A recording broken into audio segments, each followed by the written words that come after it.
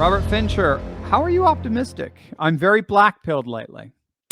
Great question, Robert. So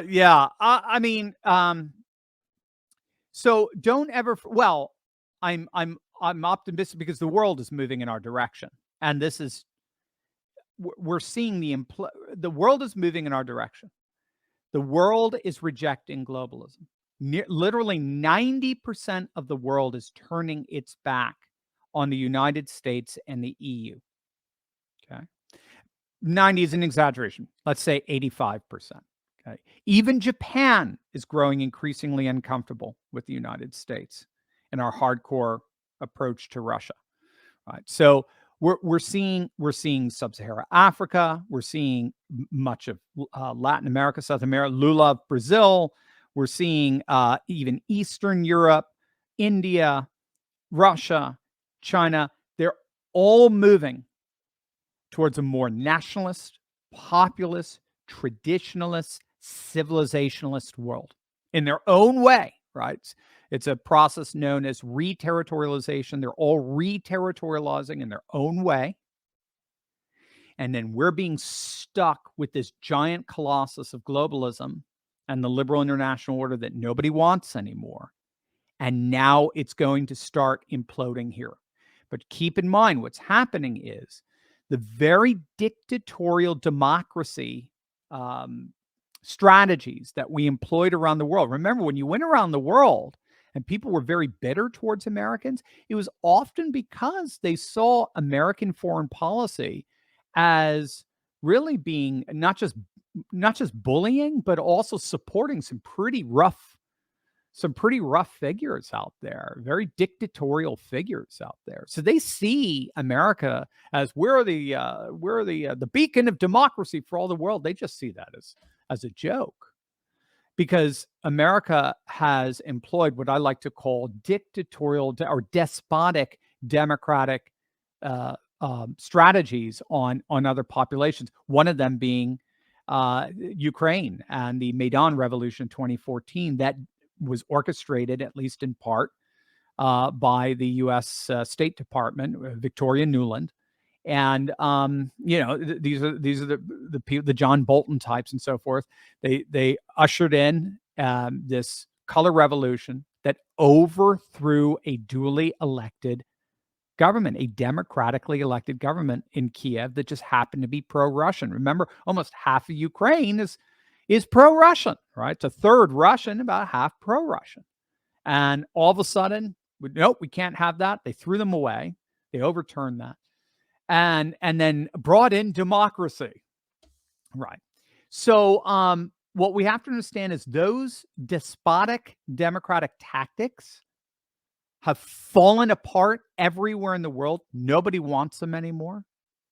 Just look at the way African nations are pushing back against LGBT identity politics in their nation.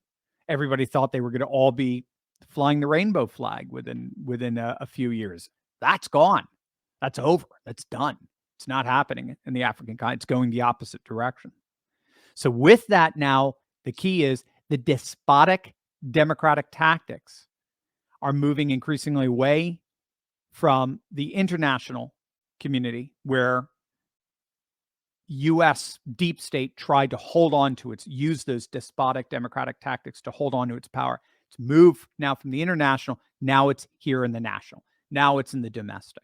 Now they are using the very despotic democratic tactics that they've used on other countries on their own. Now it's all come home to roost. But it's all a sign that they're losing their power. That's, an animal that's dying is often the most violent. And so it's all a sign that they're losing their power. So how about that? I'll leave it at that. Even Fox, all this sort of stuff. So.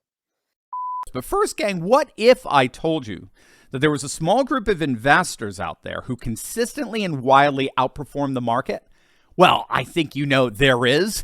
Corrupt politicians like Nancy Pelosi and establishment senators have been using their security clearances and exclusive knowledge to their advantage in the market for decades now. They know when sales are up. They know when earnings are going to be. They know about legislation, incoming Fed changes, and a host of other inside baseball tips that gives them an unfair advantage when it comes to picking stocks.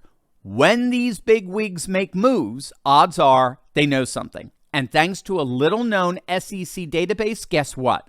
We can see what and when these people are buying.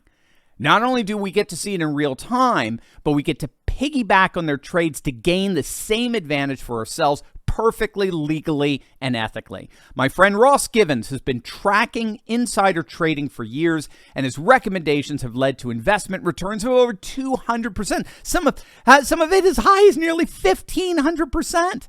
And according to him, there's no better way to beat the market. And now it's your turn. Click on that link below right now and learn how you too can learn to trade like Pelosi. Click on that link and learn how to gain an insider advantage for yourself.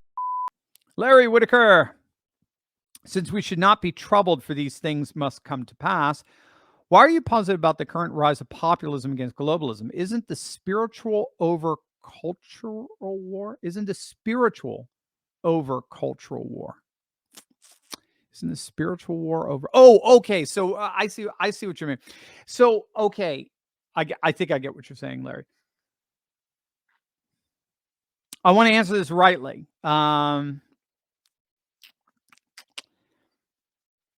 So, yeah. Well, maybe I'll answer it I'll answer it the way I think I should answer it. And hopefully I'll tie it all together. I want to be very careful about splitting the spiritual and the cultural. We are not Gnostics. We are not Gnostics. Now, the Apostle Paul clearly makes very clear, Ephesians and so on, that we fight a spiritual war, not a cultural war. Now, how does he say that without becoming a Gnostic, in effect? Because the way I understand it, because God is fighting the war in a way that makes no cultural sense. This is a nice addendum to why I'm so optimistic. God is fighting the war in a way that does not make sense to any particular culture. It's another way of putting it. Right. So, you know, what's it? Jacob I loved, Esau I hated. Right. God chose Jacob. He did not choose Esau. What is he saying? Now he's choosing Gentiles and not choosing Jews. Romans 9. You know, what's he saying there? God's grace doesn't operate by the logic of this world. And I think in a sense, that's where faith kicks in. We have to have faith in the sense that God uses the things that are shamed by this world, that are discarded by this world as worthless, ironically, in order to shame those who think they're of worth, the wise, as he puts it in 1 Corinthians 1 and 2. So I'm with you in the sense that I think we have to be very careful we don't get caught up in the partisanized rancor that characterizes our age. I'm with you, and I try to take the best of it and often the most fun of it, but then I always try to put it in this larger geopolitical picture where I'm discerning God's move, what he's doing. That we want to avoid that, while at the same time avoiding what does tend to plague American Protestants. Got to watch out for that.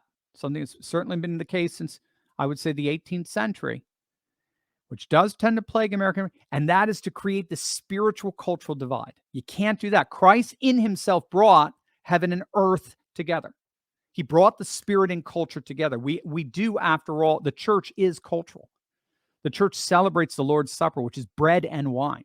It is grain and fruit, which again on the third day of creation, coming out of the water, baptismal water, third day out of creation, grain and fruit transfigured into bread and wine. Those are cultural elements. Cultural elements are sanctified by the Holy Spirit. The cross is a culture. It was a symbol of Roman dominance, which now becomes the tree of life. It becomes Edenic. So it gets transfigured, but it's not like we're Gnostics where we have to get rid of culture. Gnostics hated culture. It's called, the Greek word's paideia. They hated paideia. It comes from the word child, how to raise a child, how to initiate a child into your culture. They hated paideia, and they wanted instead just pure spirit, pure heaven, nothing more. And we're not that. That's not us. That's actually a heresy. So what we have to do is we have to avoid, I think, the mistakes that the original audience of Paul would have made, which was to try to understand and interpret what was happening in their world according to Roman, or even to a certain extent Greek, Roman, Greek, and Hebraic logic, the logic of Rome and Athens and Jerusalem. And what Paul is saying, no, there is a new logic that's breaking into the world, and it is the logic of the New Jerusalem. But it is a logic that is breaking in. That's key. So, since we should not be troubled, for these things must come to pass, why are you positive about the current rise of populism? I see that current rise of populism as fundamentally a Christian revival. That's basically what I see. The populism is itself a Christian revival, and globalism is waning because liberals aren't reproducing, whereas conservative Christians are. And that's primarily within the Western Hemisphere. We're seeing it in other religious traditions around the world, but religion is making a massive comeback, and as part of that, I see an extraordinary move of God among his people. So there you go. That's how I would answer.